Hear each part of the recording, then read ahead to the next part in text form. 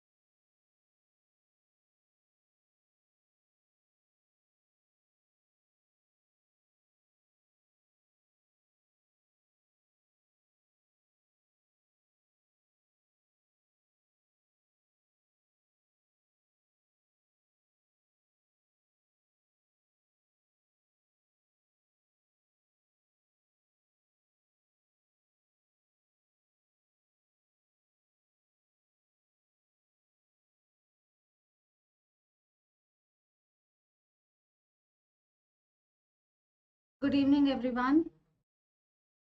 Very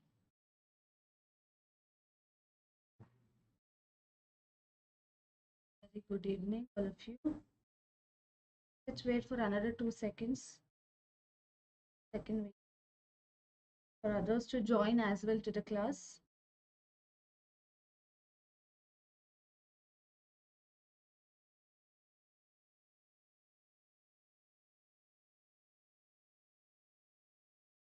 My friends ಗೂ ಸಹ ಹೇಳಿ ಕ್ಲಾಸ್ಗೆ ಜಾಯಿನ್ ಆಗೋಕ್ಕೆ. Tell them.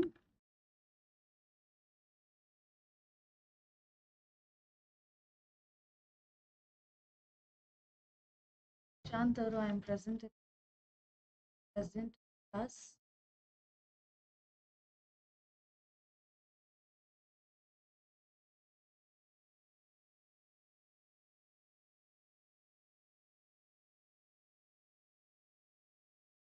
Yes, please. ನಿಮ್ಮ ಫ್ರೆಂಡ್ಸಿಗೂ ಸಹ ಹೇಳಿ ಕ್ಲಾಸ್ಗೆ ಜಾಯಿನ್ ಎಲ್ಲರಿಗೂ.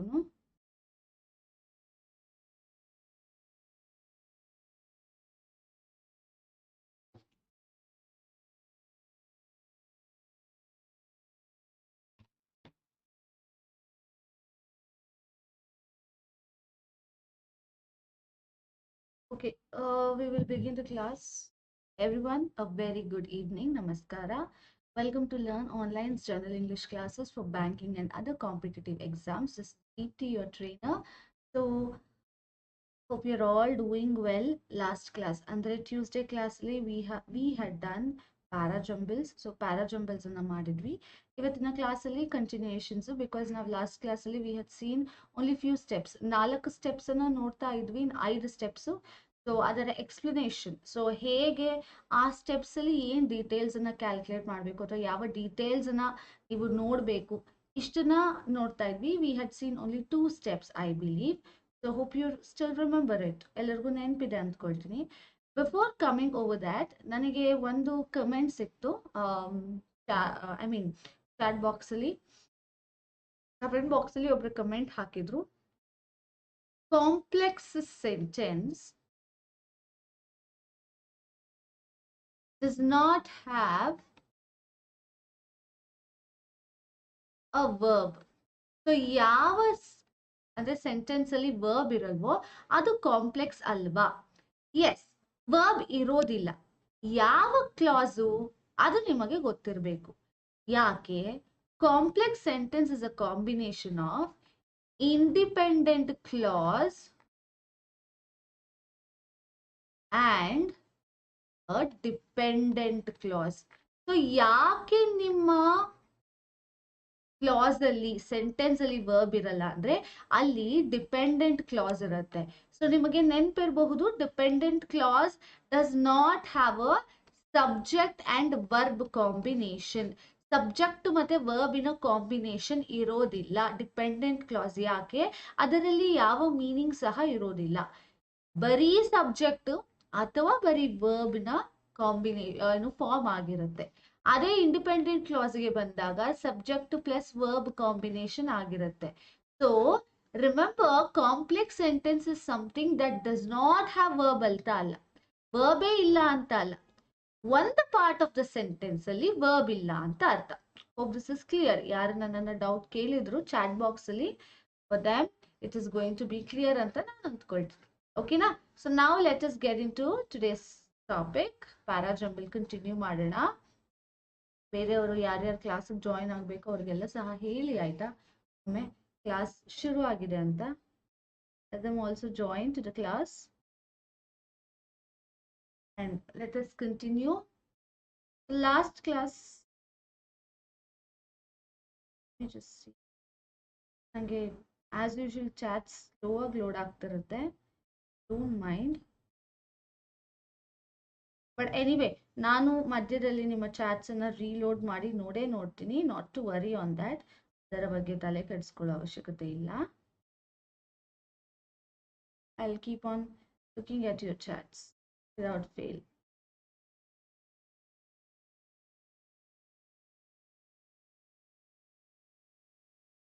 Wait. Setting my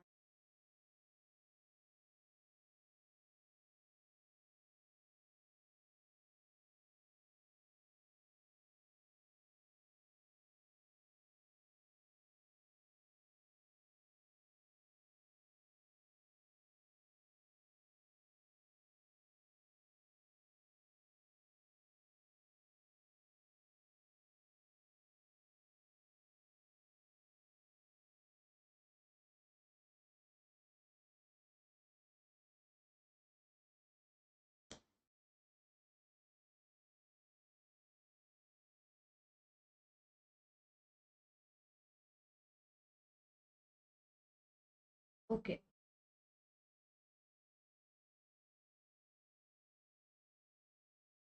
We had stopped in our third rule, weave.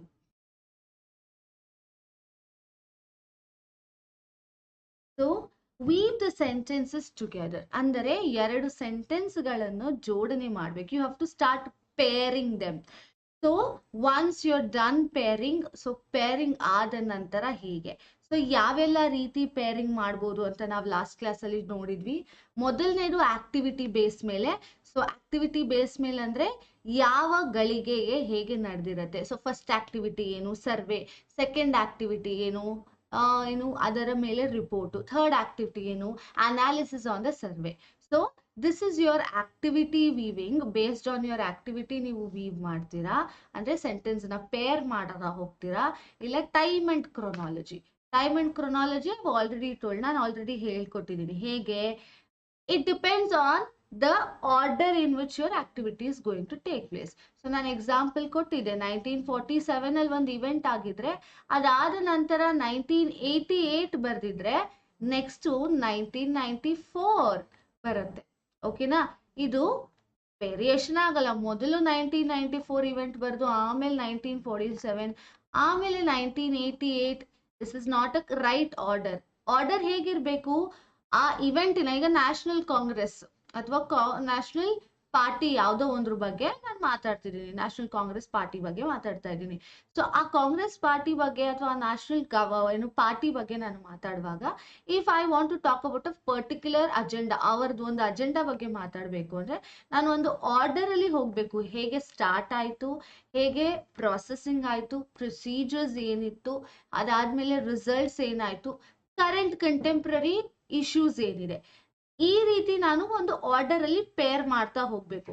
First introduction ಬರೆದು ಆಮೇಲೆ ಕನ್ಕ್ಲೂಷನ್ ಬರೆದ್ರೆ ಅದು ತಪ್ಪಾಗತ್ತೆ. So this is my third one that we had seen. So you also have to do, I have already told activities. So we will read those activities. ಏನು activities, ಯಾವುದಿದೆಲ್ಲ activities ಅಂತ just be seeing. Pardon me for this. ಇವತ್ತಿನ ಕ್ಲಾಸ್ದು title ಮೇಲೆ it has come as error spotting. Error spotting ಅಲ್ಲ ನಾವು ಮಾಡ್ತಾ ಇರೋದು. We are doing Parajumbles. Some parajumbles talk about activities. Determining the order of the activity will help you solve the question. Start by finding out the initial activity. Initial andre first activity. Modalu bandanta activity. That this will enable you to unfold a sequence that follows the flow of the story. So ಕಥೆಯ ಮುಂದಿನ ಭಾಗಗಳನ್ನ ಈಸಿಯಾಗಿ ನೀವು ಏನು catch ಮಾಡ್ಕೊಳ್ತಾ ಹೋಗ್ಬೋದು. ಮೊದಲನೇ ಭಾಗ ಒಂದು ನಾಟಕ ಆಗಿರ್ಬೋದು, ಒಂದು ಸಿನಿಮಾದು ಮೊದಲನೇ ಭಾಗ ನೀವು ಕಂಡು ಹಿಡ್ಕೊಂತ ಹೋದ್ರೆ ಮುಂದೆ ಏನಾಗುತ್ತೆ ಅಂತ ಆಟೋಮ್ಯಾಟಿಕ್ ಆಗಿ ಕ್ಯಾಚ್ ಮಾಡ್ಬೋದಲ್ವಾ, ಆ ರೀತಿ. Thereby helping you put the sentences in the right form, right sequence. Next example nodi, she sells cupcake throughout the day and returns home in the evening. She had a dinner at 8 and goes to sleep at 11. Next, Maria has a cupcake business. She makes the cupcake at home in the morning. So, illi central theme activity of the person with who owns a cupcake business. Yen illi ide aa vyaktiya dinachari bagge. So now tell me what is the right order. Idara correct order yenu? Can you guys answer me? What is the right order? She sells cupcakes throughout the day and returns home at 6 in the evening. She has the dinner at 8 and goes to sleep at 11. Maria has a cupcake business. She makes the cupcakes at home in the morning.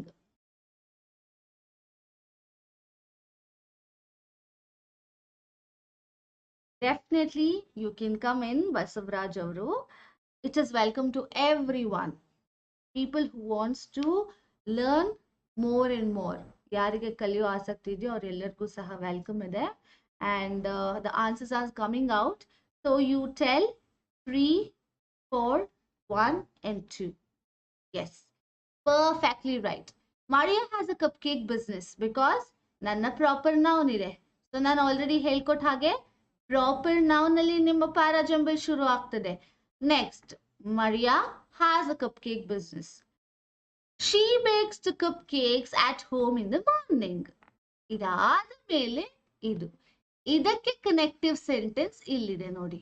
She sells cupcakes throughout the day and returns home at 6 in the evening. Cupcake prepare ಮಾಡಿದ್ಮೇಲೆ ಅಲ್ವಾ ಅದನ್ನ ಮಾರೋಕೆ ಸಾಧ್ಯ. Next, ಇದರ connective conclusion ಇಲ್ಲಿದೆ. She has a dinner at 8 and goes to sleep at end. So, ಬೆಳಗ್ಗೆಯಿಂದ ದಿನ ಶುರು ಆದ್ರೆ ಯಾವಾಗ end ಆಗೋದು? When we are going to sleep. So, the word sleep is going to give you the conclusion. So, you're all correct. I hope you're now able to understand. Okay na? So, ಈ ರೀತಿಯಾಗಿ ನೀವು activity base ಮೇಲೆ, so ಒಂದು activity ಶುರು ಆಯ್ತು ಅಂದ್ರೆ ಯಾವಾಗ end ಆಗತ್ತೆ? Of course you would be knowing ಅಲ್ವಾ? ಸೊ ಈಗ ನೀವು ರನ್ನಿಂಗ್ ಹೋಗಿರ್ತೀರಾ, ಯಾವಾಗ ಅದು ಎಂಡ್ ಆಗತ್ತೆ? When you are tired or when you reach the destination. So ಈ ಎಲ್ಲ ವರ್ಡ್ಸ್, ಈ ಎಲ್ಲ ಫ್ರೇಸಸ್ ಇತ್ತು ಅಂದ್ರೆ ಆಟೋಮೆಟಿಕ್ ಆಗಿ ಅರ್ಥ ಮಾಡ್ಕೊಳ್ಳಿ that the sentence is ending. Okay, yes, ಖಂಡಿತವಾಗ್ಲು ಬಸವರಾಜ್ ಅವ್ರು ಕೇಳ್ಬೋದು.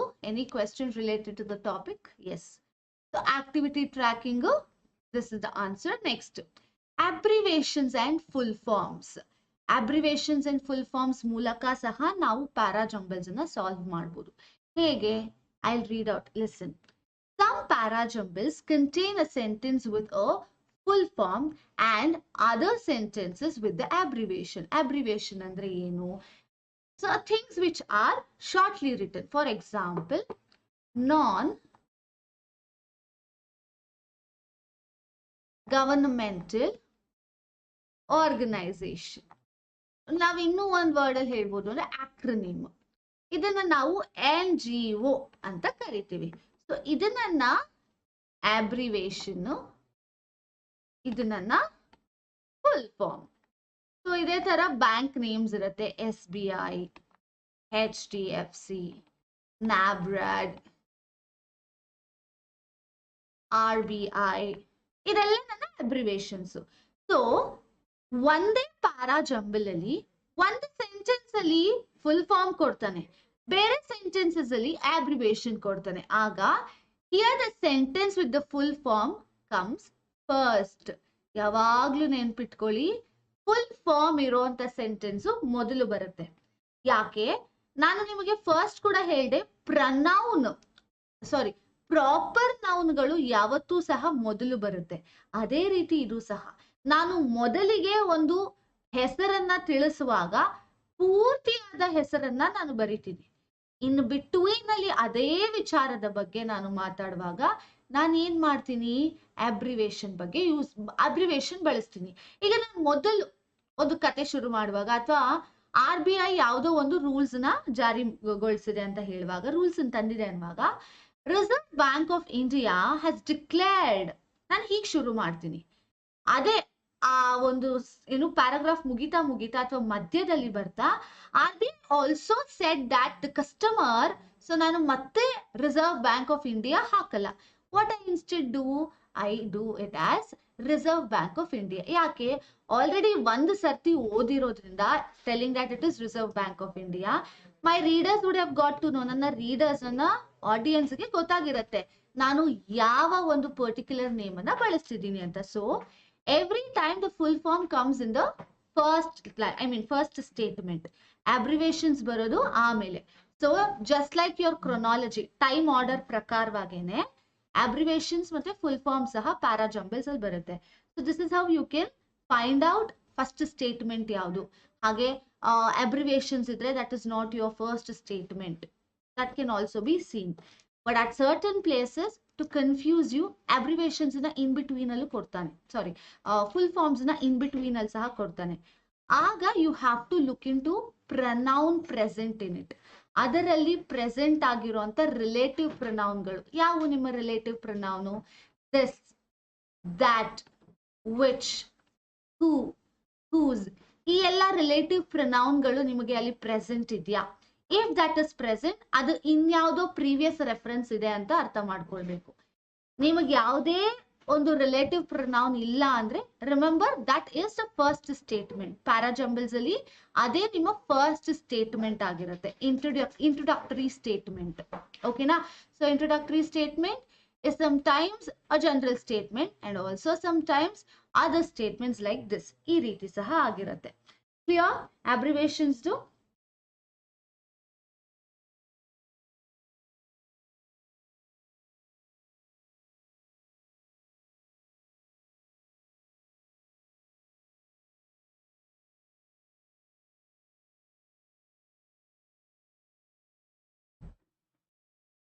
Okay.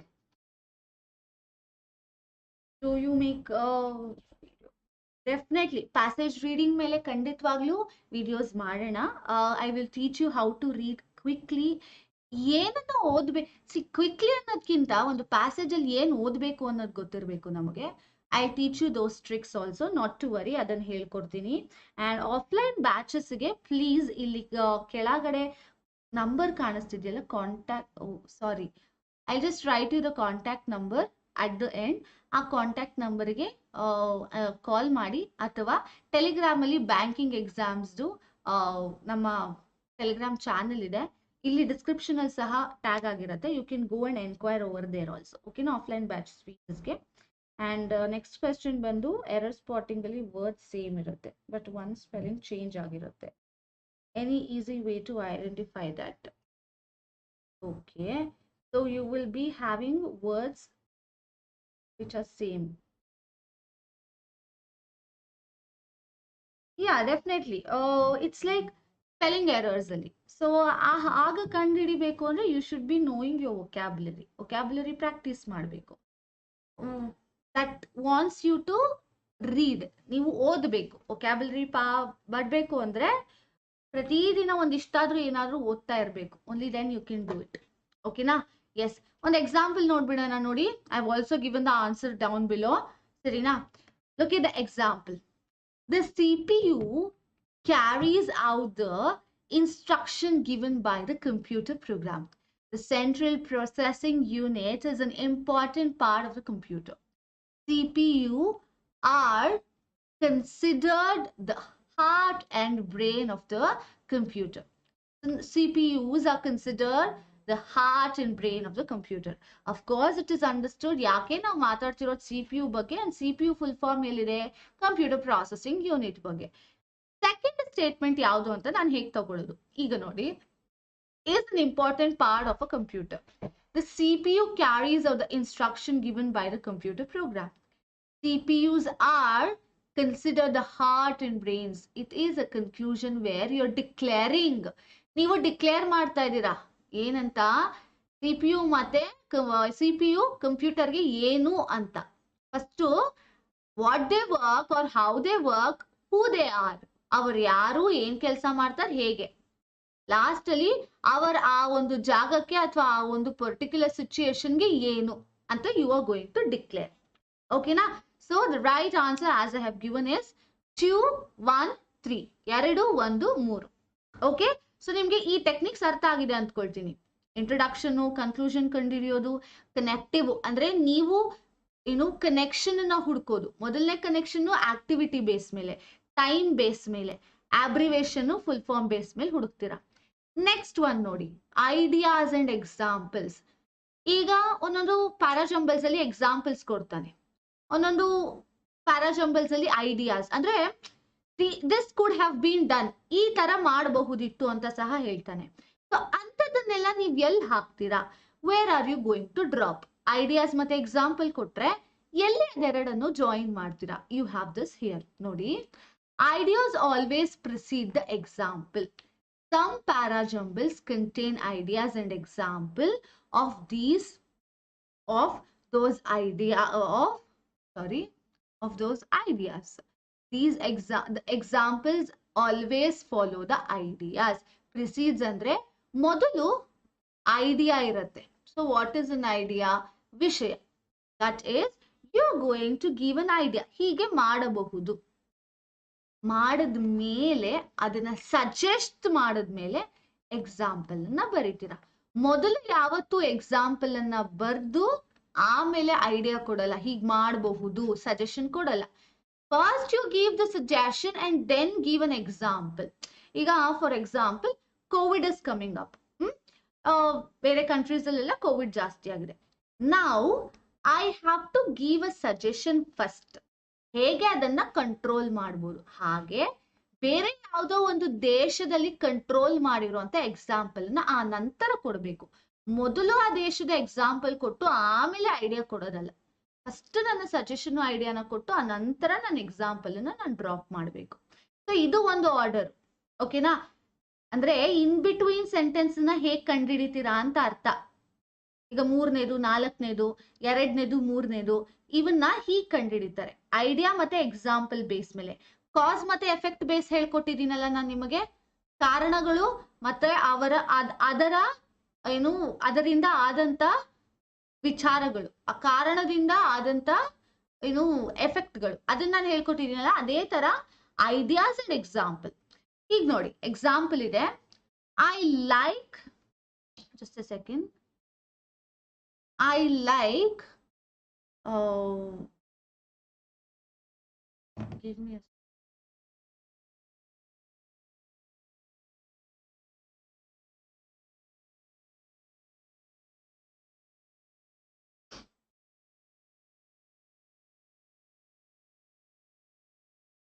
I like the continental shelf.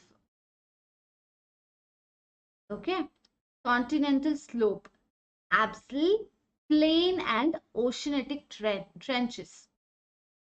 Oceanic trenches. The ocean floor is divided into many parts. So, ಏನili first they are telling ocean floor, sea surface ಇರುತ್ತಲ್ಲ, ಅದು ಎಷ್ಟೊಂದು parts ಆಗಿ divide ಆಗಿದೆ ಅಂತ ಹೇಳ್ತಾರೆ. ಸೊ ಅದರಲ್ಲಿರೋ ಪಾರ್ಟ್ಸ್ ಬಗ್ಗೆ ಮಾತಾಡ್ತಿರೋದೆ ನೆಕ್ಸ್ಟ್. ಮೊದಲು ನಾನು for example, there are various kinds of virus, or there are various kinds of food cuisine in India. Cuisine in India. ಏನು ಬೇರೆ ಬೇರೆಯಾದ ರೀತಿಯ ಅಡುಗೆಗಳು ಇದಾವೆ ಭಾರತದಲ್ಲಿ ಅಂತ ಹೇಳ್ತಾ ಇದ್ದೀನಿ. ಮೊದಲು ನಾನು ಅಡುಗೆಗಳ ಹೆಸರು ಹೇಳಿ ಆಮೇಲೆ ಅಡುಗೆಗಳಿದಾವೆ ಅಂತ ಹೇಳಲ್ಲ. ಅಡುಗೆಗಳ ಅಡುಗೆಗಳು ಇದಾವೆ ಅಂತ ಹೇಳಿ ಆಮೇಲೆ ಹೆಸರು ಹೇಳ್ತೀನಿ. There are various types of students. Example or for instance, or like somebody who attends the class regularly, somebody who is irregular to class, or next somebody who fakes regularity in class, somebody listens to my class, someone who doesn't listens to my class. So ಈ ರೀತಿಯಾಗಿ ನನ್ನ example ಕೊಡಬೇಕು. So the right form is 2 and 1. ಉಲ್ಟಾ ಆಗಿದೆ. ಇದು first ಬರಬೇಕು, next ಇದು ಬರಬೇಕು. ಓಕೆನಾ? ಐಡಿಯಾ ಮೊದಲು, ಅದರ ಉದಾಹರಣೆ ಬಳಿಕ. Next connectivities and transition words. Connection ಹಾಗೂ ಟ್ರಾನ್ಸಿಷನ್. ನಾನು ಟ್ರಾನ್ಸಿಷನ್ ಕೆಲವು ವರ್ಡ್ಸ್ ಗಳನ್ನ ಹೇಳಿದೀನಿ ನಿಮಗೆ. ಈಗ ಬೇರೆ ವರ್ಡ್ಸ್ ಗಳನ್ನ ನೋಡೋಣ ಕೂಡ. ನೋಡಿ, connectives and transition words are logical connectors. Logical ಅಂದ್ರೆ ಏನು? ಸೆನ್ಸಿಬಲ್. ಈಗ ನೀವೆಲ್ಲ ಥಿಯರಿ ಇಂಗ್ಲಿಷ್ ನ ಈಗ ಟಿಕ್ಕಿಂಗ್ ಅಲ್ಲಿ ಮಾಡ್ತೀರಾ. ಅದೇ ನೀವು ಪ್ಯಾರಾಗ್ರಾಫ್ ಪ್ರಿಸೈಸ್ ರೈಟಿಂಗು, ಸಮರೈಸು ಇದೆಲ್ಲ ಮಾಡುವಾಗ ಯಾವಾಗಂದ್ರೆ ಅವಾಗ ಪ್ಯಾರಾಗ್ರಾಫ್ ಕಟ್ ಮಾಡ್ತೀರಾ, ಯಾವಾಗಂದ್ರೆ ಅವಾಗ ಪಂಚುಯೇಷನ್ ಅನ್ನ ಹಾಕ್ತಾ ಹೋಗ್ತೀರಾ. That is illogical. ಈ ಟ್ರಾನ್ಸಿಷನ್ ಮತ್ತೆ ಕನೆಕ್ಟಿವ್ಸ್ ಏನು ಅಂದ್ರೆ ಲಾಜಿಕಲ್, ಸೆನ್ಸಿಬಲ್ ಆಗಿ ಇಲ್ಲಿ ಅದರ ಏನು ಬಳಕೆ ಬೇಕಿದೆ, ಅದಕ್ಕೆ ನಾನು ಬಳಸ್ತೀನಿ ಅನ್ನೋದೇ ನನ್ನ logical connectors. Okay? And of different sentences. ಎರಡು ಬೇರೆ ಸೆಂಟೆನ್ಸ್ ಅನ್ನ ನಾನು ಅರ್ಥಬದ್ಧವಾಗಿ ಸೇರ್ಸೋಕೆ ಟ್ರಾನ್ಸಿಷನ್ ಮತ್ತೆ ಕನೆಕ್ಟಿವ್ಸ್ ಅನ್ನ ಬಳಸ್ಕೋತೀನಿ. ನೋಡಿ, connectives are words that connect two sentences together. Some examples of connectors are after, after, when, because, alternatively, though, yet, until, since, etc. For ಆಗಬಹುದು, but ಆಗಬಹುದು, ಇದೆಲ್ಲವುದು ನನ್ನ connectors. Transition, remember conjunctions. Connectors are conjunctions, ಸರಿನಾ? Connectives ಅಂದ್ರೆ conjunctions. So conjunction ಇನ ಕೆಲಸ ಏನು? To connect two different sentences ಅಲ್ವಾ? That's what it is doing. Transition words ನೋಡಿ, are words used by the author to shift to shift one role in one idea in a sentence to another. ಒಂದು ವಿಷಯದಿಂದ ಮತ್ತೊಂದು ವಿಷಯಕ್ಕೆ jump ಆಗೋದಕ್ಕೆ ನಾನು transition words ನ ಬಳಸ್ತೀನಿ. ಓಕೆನಾ? ಈಗ ಹಿಂದೆ ಕನೆಕ್ಟರ್ಸ್ ಅಲ್ಲಿ ಆದ್ರೆ ಎರಡು ಒಂದೇ ವಿಚಾರ, ಒಂದೇ ಐಡಿಯಾ, ಆದ್ರೆ ಬೇರೆ ಬೇರೆ ಸೆಂಟೆನ್ಸಸ್, ಅದನ್ನ ಕನೆಕ್ಟ್ ಮಾಡ್ತೀನಿ. ಟ್ರಾನ್ಸಿಷನ್ ಅಂದ್ರೆ ಮೊದಲನೇದು ಬೇರೆ ವಿಚಾರ, ಎರಡನೇದು ಬೇರೆ ವಿಚಾರ. ಸೊ ಮೊದಲನೇ ಬೇರೆ ವಿಚಾರದ ಜೊತೆಗೆ ಈ ವಿಚಾರ ಜೋಡಿಸೋಕೆ ನಾನು ಟ್ರಾನ್ಸಿಷನ್ ವರ್ಡ್ಸ್ ನ ಬಳಸ್ತೀನಿ. So some of them are however, besides, nevertheless, last class ಅಲ್ಲಿ ಸಹ ನೋಡಿದ್ವಿ however. ಇದೆಲ್ಲ ನನ್ನ ಟ್ರಾನ್ಸಿಷನ್ ವರ್ಡ್ಸ್. ಬ್ಲಾಕ್ ಅಲ್ಲಿ ಒಂದು ಕೊಟ್ಟಿದೀನಿ ನೋಡಿ, sentences that start with a connective or transition words are almost never introductory statement. So ನಿಮ್ಮ ಸೆಂಟೆನ್ಸ್ ಗಳು and, but, ಈಗ ಪ್ಯಾರಾಜಂಬಲ್ ಅಲ್ಲಿ ಯೂಶಲಿ 1 2 3 4 ಹಿಂಗಾಗಿ ಕೊಟ್ಟಿರ್ತಾನೆ. ಇದ್ರಲ್ಲಿ 4 ಸೆಂಟೆನ್ಸ್ ಅಲ್ಲಿ and, but, until ಇದು ಶುರು ಆಯ್ತು ಅಂದ್ರೆ ಡಿಸೈಡ್ ದೆನ್ ಅಂಡ್ ದೇರ್, ಇದು ಮಾತ್ರ ನಿಮ್ಮ ಇಂಟ್ರೊಡಕ್ಷನ್ ಸ್ಟೇಟ್ಮೆಂಟ್. ಇನ್ನ 4 ನಿಮ್ಮ ಇಂಟ್ರೊಡಕ್ಷನ್ ಸ್ಟೇಟ್ಮೆಂಟ್ ಅಲ್ಲ. ಓಕೆನಾ? ಸ್ಟೇಟ್ಮೆಂಟು ಯಾವಾಗ ಕನೆಕ್ಟರ್ಸ್ ಅಥವಾ ಟ್ರಾನ್ಸಿಷನ್ ವರ್ಡ್ ಇಂದ ಬಳಕೆ ಆಗ್ತಿದ್ಯೋ ಅದರ ಹಿಂದೆ ಮತ್ತೊಂದು ಪದ ಅಥವಾ ಅದರ ಹಿಂದೆ ಇನ್ನೊಂದು ಸೆಂಟೆನ್ಸ್, ವಾಕ್ಯ ಇದೆ ಅನ್ನೋದನ್ನ ಅರ್ಥ ಮಾಡ್ಕೊಳ್ಳಿ. ಸೊ ಅದು ನಿಮ್ಮ ಫಸ್ಟ್ ಸ್ಟೇಟ್ಮೆಂಟ್ ಆಗಕ್ಕೆ ಯಾವತ್ತೂ ಸಾಧ್ಯ ಇಲ್ಲ. ಯಾಕೆ ನಾನು ಫಸ್ಟ್ ಇಂಟ್ರೊಡಕ್ಟರಿ ಕನ್ಕ್ಲೂಷನ್ ಮೇಲೆ ಅಷ್ಟು ಸ್ಟ್ರೆಸ್ ಕೊಡ್ತಾ ಇದ್ದೀನಿ ಅಂದ್ರೆ ಇಂಟ್ರೊಡಕ್ಟರಿ ಕಂಡು ಹಿಡಿದ್ರೆ ಬೇರೆ ಎಲ್ಲಾ ಕಂಡು ಹಿಡಿಯೋಕೆ ಬಹಳ ಸುಲಭ. That's why I am giving more stress on introductory statement. ಅರ್ಥ ಮಾಡ್ಕೊಳ್ಳಿ. ಓಕೆನಾ? ಕನೆಕ್ಟಿವ್ಸ್ ಅಂಡ್ ಟ್ರಾನ್ಸಿಷನ್ಸ್ ಅರ್ಥ ಆಗಿದೆ ಅಂದ್ಕೊಳ್ತೀನಿ. Has anyone doubt? ಯಾರಿಗಾದ್ರೂ ಡೌಟ್ ಉಂಟಾ? ಯಾರಿಗಾದ್ರೂ ಡೌಟ್ ಇದೆಯಾ?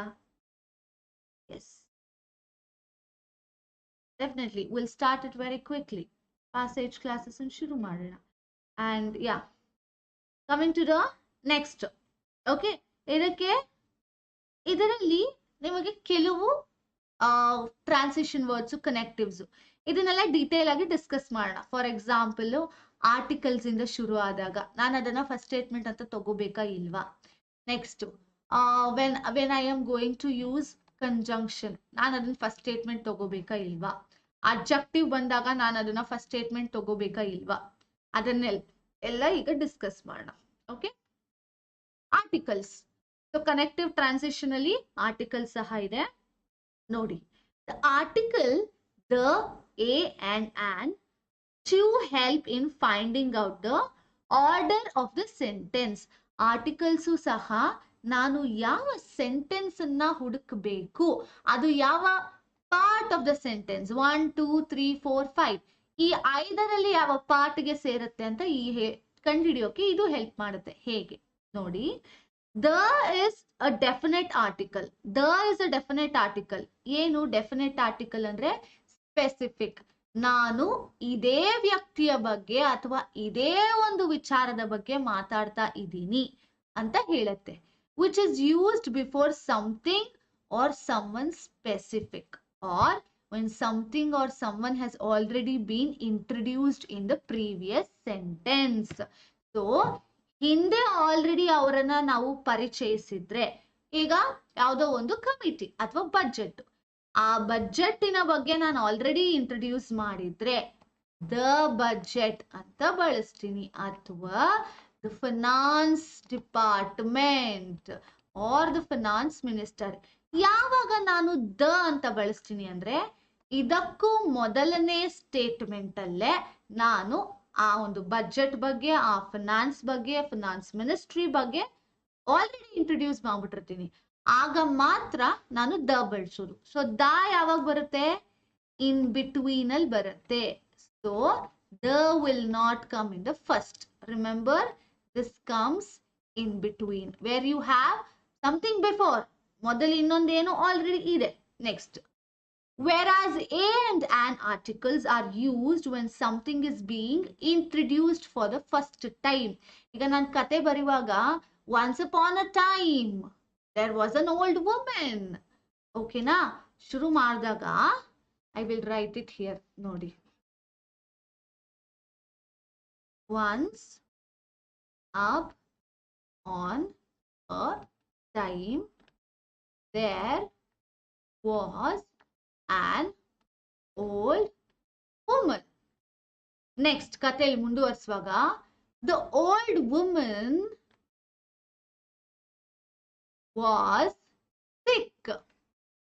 So once upon a time, ಒಂದು ಕಾಲದಲ್ಲಿ, ಫಸ್ಟ್ ಟೈಮ್ ಹೇಳ್ತಾ ಇದ್ದೀನಿ ಆ ಕಾಲದ ಬಗ್ಗೆ. ನೆಕ್ಸ್ಟ್, an old woman, ಆ ವಯಸ್ಸಾದ ಮುದುಕಿಯ ಬಗ್ಗೆ ಫಸ್ಟ್ ಟೈಮ್ ಹೇಳ್ತಾ ಇದ್ದೀನಿ. ನೆಕ್ಸ್ಟ್, ಅದೇ ಒಂದು ಹೆಂಗಸಿನ ಬಗ್ಗೆ ನಾನು ಮಾತಾಡುವಾಗ the old woman was sick. So this is how you are going to use. ಎ ಮತ್ತೆ ಆನು ನನ್ನ ಮೊದಲನೇ ಪಾರ್ಟ್ ಆಗಿರುತ್ತೆ, ಇಂಟ್ರೊಡ್ಯೂಸ್ ಮಾಡೋ ಪಾರ್ಟ್ ಆಗಿರುತ್ತೆ. ಆನು ಇಂಟ್ರೊಡ್ಯೂಸಿಂಗ್ ಪಾರ್ಟ್ ಆಗಿರೋದಿಲ್ಲ, ನೆನ್ಪಿರ್ಲಿ.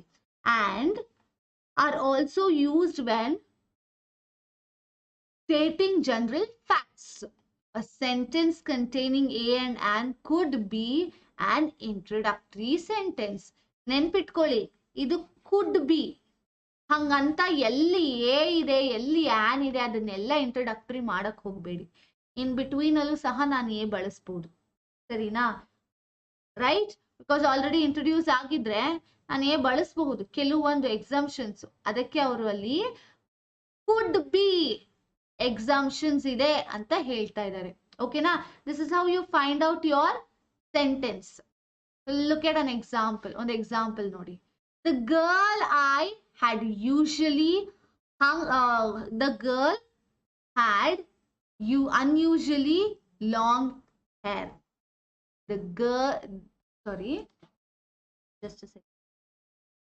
Yes, there was a girl living in a tall tower. And the tower was the tallest in town and hidden behind a dense foliage. So ಇದು ರಪನ್ಸಲ್ ಸ್ಟೋರಿ ಇದು. ಓಕೆನಾ? ಇದು ಒಂದು Disney animation movie story. The girl had unusual long hair. There was a girl living in a tall tower, and the tower was the tallest in town and hidden behind a dense foliage. Can you tell me the format? Idara correct answer ಹೇಳ್ತೀರಾ?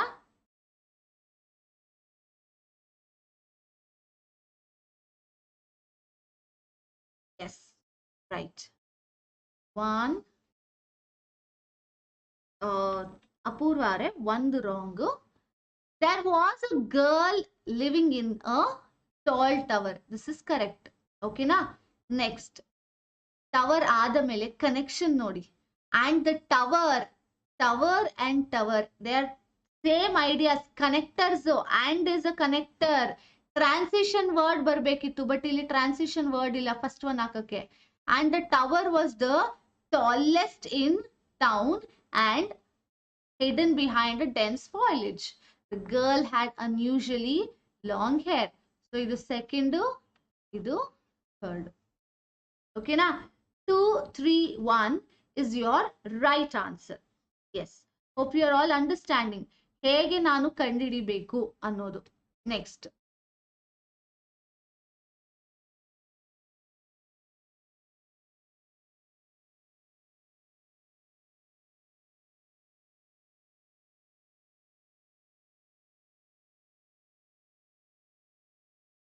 ಮುಂದಿಂದು pronouns.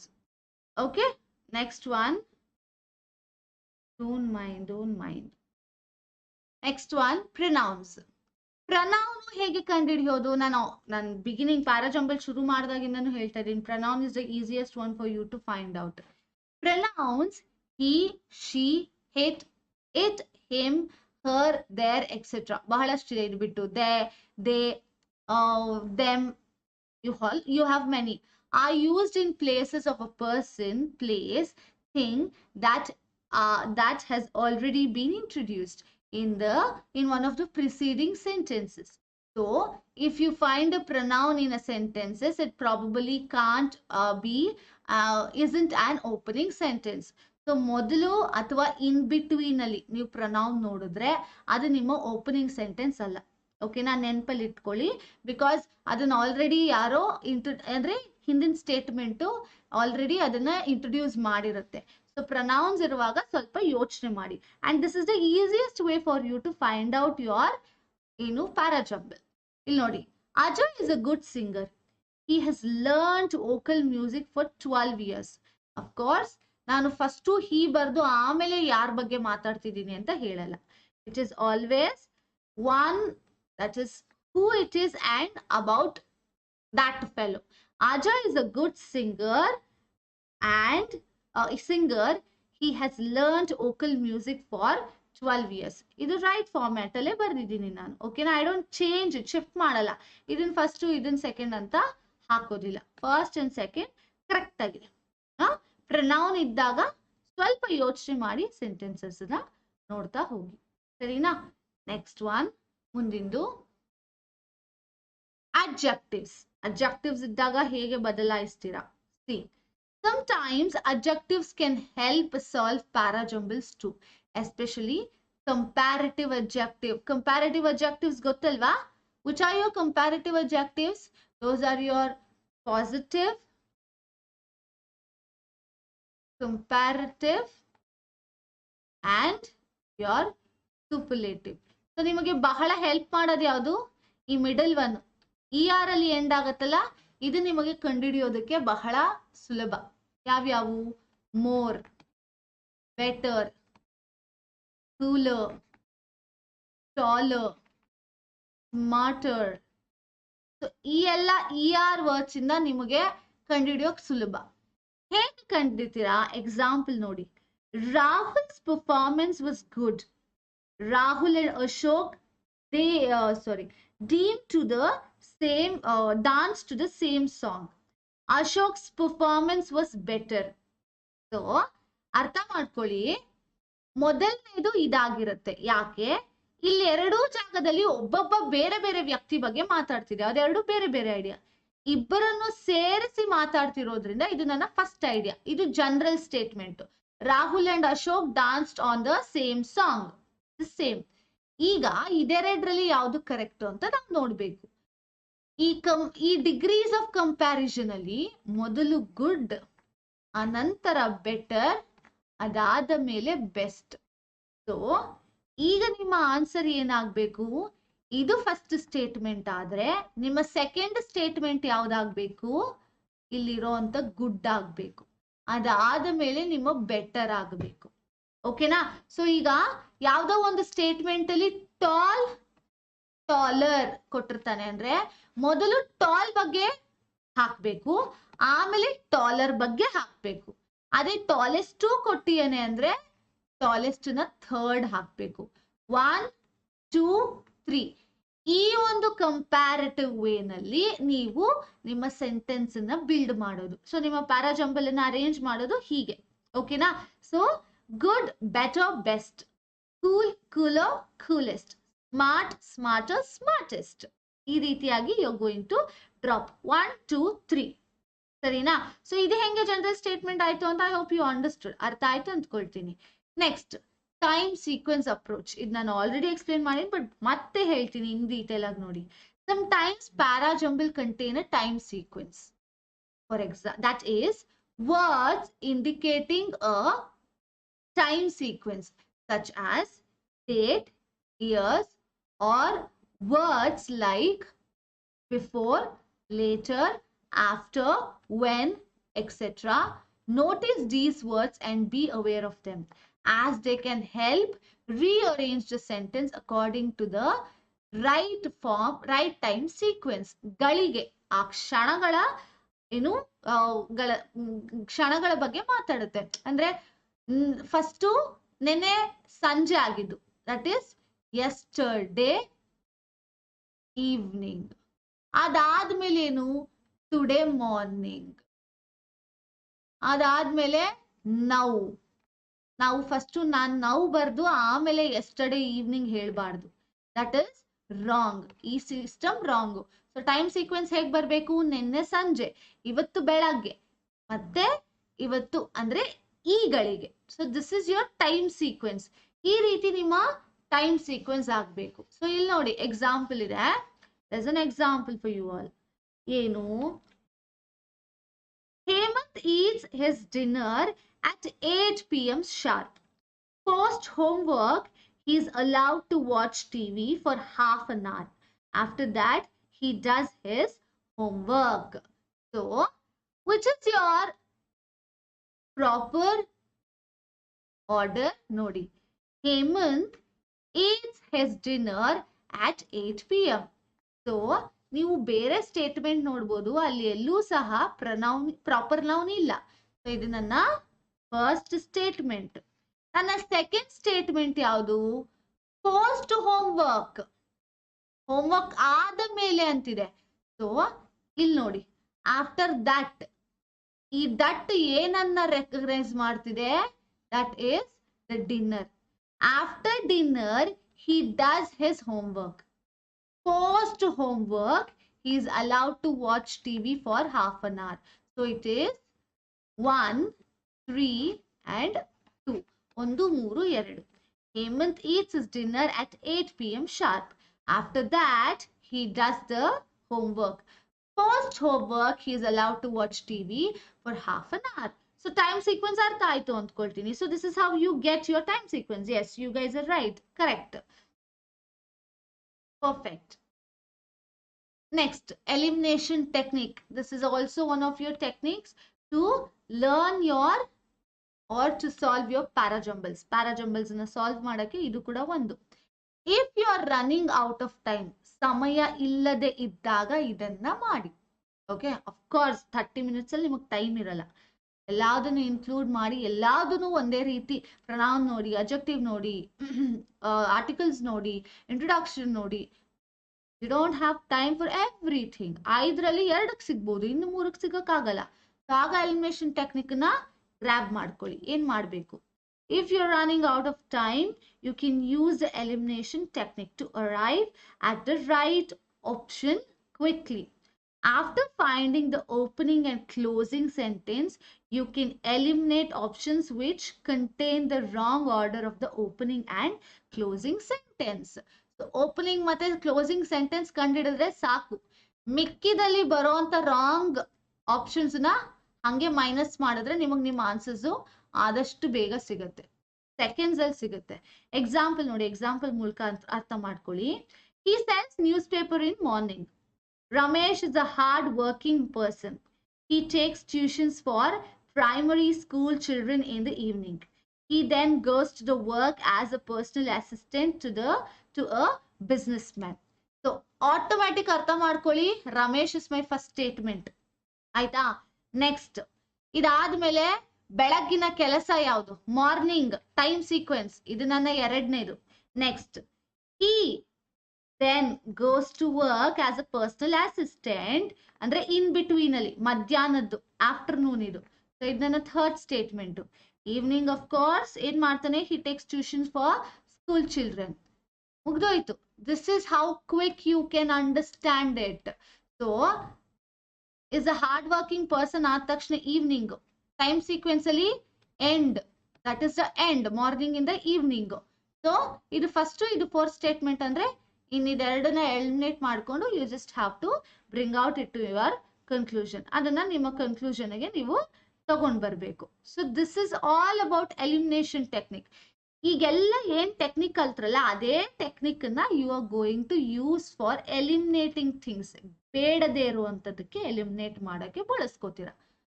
Very simple, that's it. ಓಕೆನಾ? So see here, that is the last thing that I want to tell you is, listen. Conclusions generally start. Conclusion ಹೇಗೆ ಶುರು ಆಗುತ್ತೆ? They start with words like thus, therefore, hence, in conclusion, etc. and are usually advices. ಅದು advices ತಿಳುವಳಿಕೆ ಹೇಳೋದಾಗಿರುತ್ತೆ, ಸಮರೀಸ್ ಆಗಿರುತ್ತೆ, ಅಂದ್ರೆ brief ಆಗಿ ಹೇಳ್ತಾ ಇರೋದಾಗಿರುತ್ತೆ, recommendation ಆಗಿರುತ್ತೆ, ಸಜೆಷನ್ಸ್ ಆಗಿರುತ್ತೆ, ಸಲಹೆಗಳಾಗಿರುತ್ತೆ. Finding the opening and closing sentence makes it easier to connect them with the other options. So ನಿಮ್ಮ key friends ಯಾರು ಹೇಳಿ ಪ್ಯಾರಾ ಜಂಬಲ್ಸ್ ಅಲ್ಲಿ? First and last sentence. These two are going to help you a lot in solving the entire para jumble. First sentence ಹಾಗೆ last sentence, ಸರಿನಾ? So in between ಅಲ್ಲಿ ಅದು ಹಾಗೆ automatic ಆಗಿ connect ಆಗ್ತಾ ಹೋಗುತ್ತೆ. Yes, clear everyone? ಅರ್ಥ ಆಯ್ತಾ ಅಂಟಿಲ್ ನಾವು? ಸೊ ನಮ್ಮ ಫೋರ್ತ್ ಸ್ಟೆಪ್ ಹೋಗೋಣ, ನಾಲ್ಕನೇ ಸ್ಟೆಪ್ಗೆ. Step number 4, read the sentence to ensure continuity. So ಯಾವ್ದೋ ಒಂದು ಸೆಂಟೆನ್ಸ್ ಸುಮ್ಮನೆ ನಿಮಗೆ ಡೌಟ್ ಬಂತು